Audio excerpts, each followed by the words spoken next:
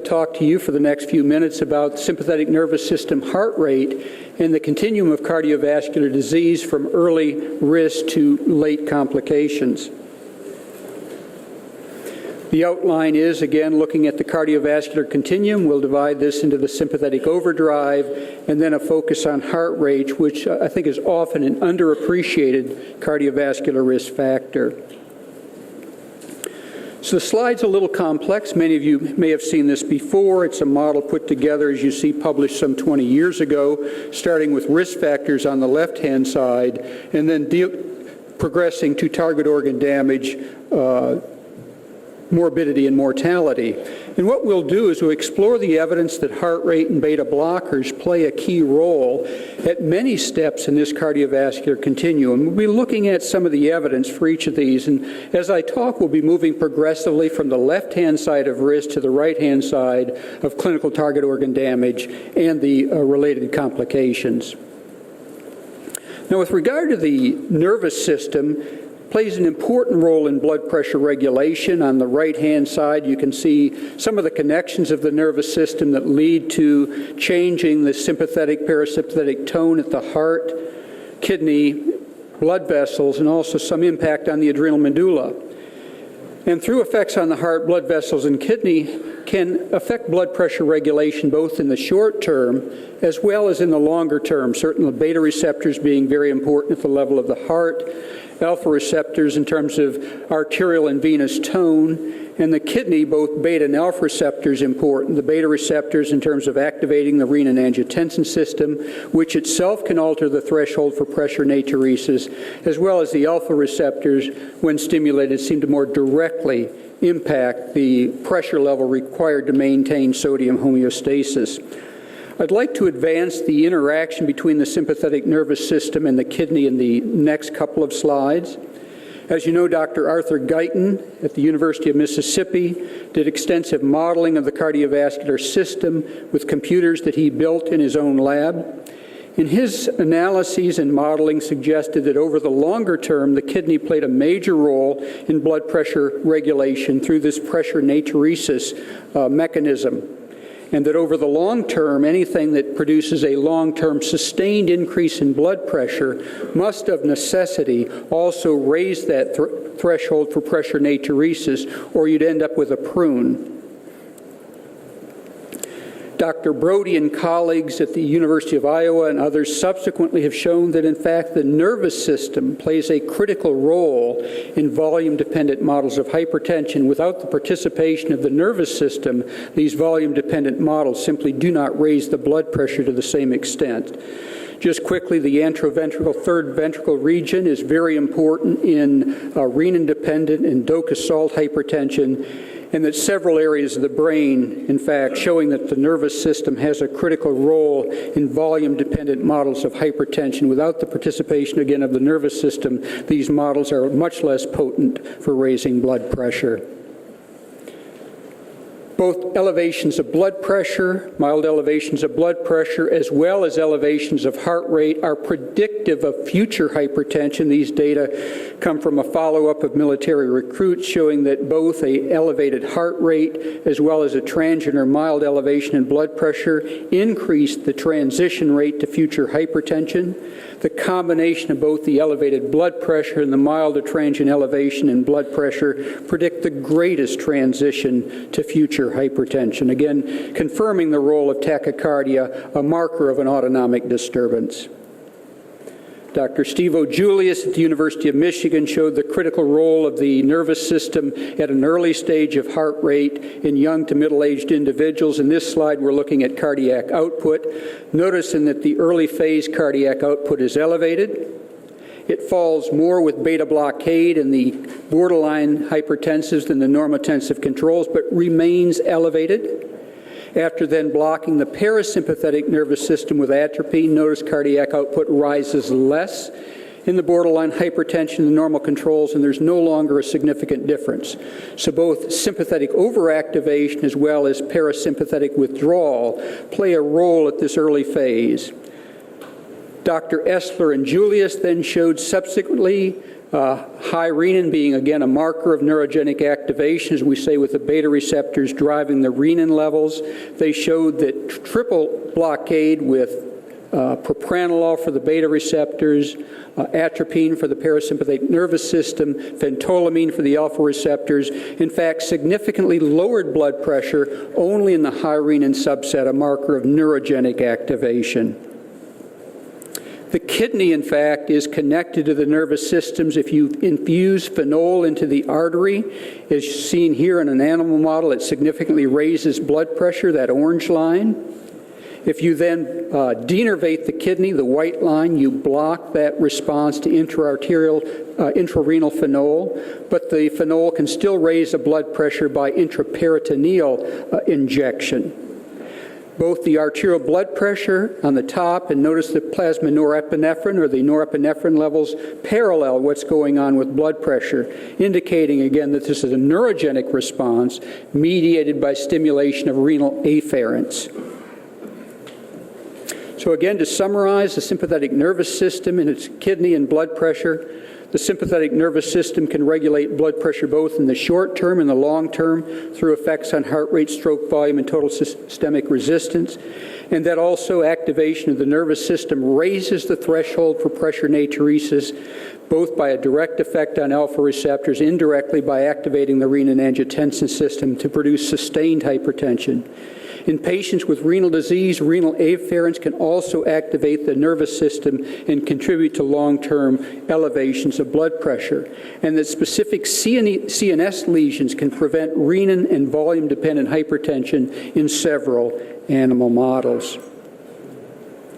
Moving now to obesity and diabetes, I think as many of you are aware, wherever there is access to excess calorie, sugar, fat, salt, labor-saving devices, and passive entertainment, we get an avalanche of chronic disease related to obesity and poor lifestyles, diabetes and hypertension being among those complications. So access to excess, which you might just simply term affluenza, for which there's no vaccine, is a serious illness, and no human population has figured out how to deal with that particular environmental condition. If we now look at muscle sympathetic nerve activity and plasma norepinephrine, in normal controls in the green, in those with peripheral obesity in the light orange, and those with abdominal or visceral obesity in the blue, notice that for similar degrees of obesity, those with peripheral obesity have greater neurogenic activation.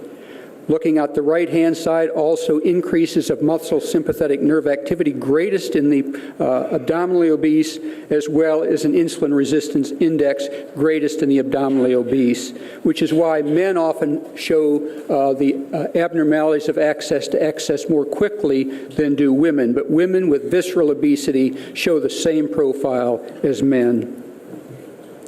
The number of metabolic syndrome components is related both not only to insulin resistance in this study, but also to the urinary 24-hour norepinephrine values.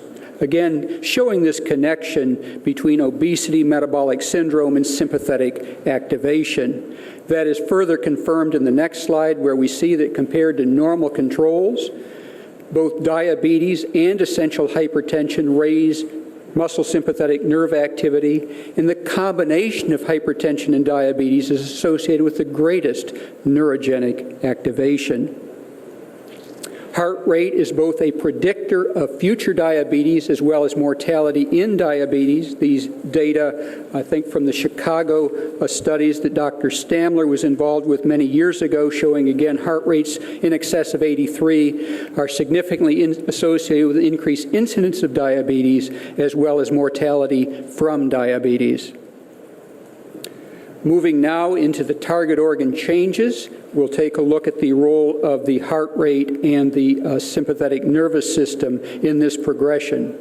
So just to summarize very quickly some of the literature on heart rate, mammalian lifespan being inversely related to heart rate, Fast heart rates can accelerate atherosclerosis and endothelial dysfunction. Slowing heart rate retards atherosclerosis. Fast heart rates are associated with sudden death. Slowing heart rate associated with fewer sudden deaths. You can induce heart failure in animals with pacing the heart at a faster level, and slowing the heart rate improves LV dysfunction and heart failure outcomes. So again, data suggesting an important role for heart rate in this cardiovascular continuum. Data from the Framingham study. These are a follow-up of over 2,000 men with 36 years of follow-up. And notice, the higher the resting heart rate, the greater is the all-cause cardiovascular and coronary heart disease mortality. Notice again that even heart rates in excess of 75 appear to significantly be associated with greater mortality from these clinical outcomes, and certainly heart rates in excess of 84, a very clear increase of risk. In the Paris prospective study, adding sudden death in, again, a group of 7,000 men followed for 23 years. Notice in particular that not only cardiovascular and total death rise, but in particular sudden death very powerfully increases in men with heart rates even of 71 to 75 and in excess of 75 beats per minute. Certainly not the classical definition of tachycardia. Some data from Dr. Julius and colleagues looking at the LIFE study, or the VALUE study rather, the valsartan amlodipine intervention in high-risk hypertensive patients. Notice that the group with the poorest outcomes had both high heart rates and uncontrolled blood pressure. Notice, though, that in the light green, high heart rate but blood pressure controlled, much less benefit of blood pressure control when the heart rate was not also addressed. Notice the best outcomes were in those that had both blood pressure controlled and lower heart rates. So it appears even in treated hypertensives that heart rate is also associated with longer-term outcomes. The threshold for ventricular fibrillation is lowered by sympathetic activation, both with stellate ganglion stimulation as well as norepinephrine infusion. Notice in the presence of beta blockade that these stimuli to lowering the ventricular threshold are essentially abolished. Again, suggesting an important role for the sympathetic nervous system in ventricular fibrillation. In patients with hypertension and left ventricular hypertrophy, we also see some evidence for greater sympathetic activation, particularly if you look at bursts per 100 beats on the right-hand side. Now, in this particular study, you don't see dramatic differences in blood pressure, but you do see differences in left ventricular hypertrophy, which may be, in fact, partly related to that sympathetic activation. Left ventricular hypertrophy is associated with sudden death, especially in men, and there's a dose-response relationship. The greater the hypertrophy, the greater the risk of sudden death. And notice the relationship being stronger in men than in women. In young to middle-aged men with hypertension in the metoprolol atherosclerosis prevention study, notice that beta blocker was associated with a greater reduction in total mortality and cardiovascular death than were diuretics. And again, coming back to these younger and middle-aged men being a particularly high-risk group for sympathetic activation. Moving along on the cardiovascular continuum, we see that we now can have systolic and or diastolic dysfunction, and that there's evidence, particularly for beta blockers in systolic dysfunction, for slowing the progression to heart failure after myocardial infarction, as well as benefit in the presence of heart failure. And as many of you know, much less evidence in terms of the diastolic dysfunction for intervention, including beta blockers. In patients with asymptomatic left ventricular dysfunction in the SOLVE study with ejection fractions of less than 35%, we're looking at those that have plasma norepinephrine above the median and those below the median. In patients with asymptomatic LV dysfunction, notice that those with norepinephrine above the median, suggesting greater sympathetic activation, have higher all-cause mortality.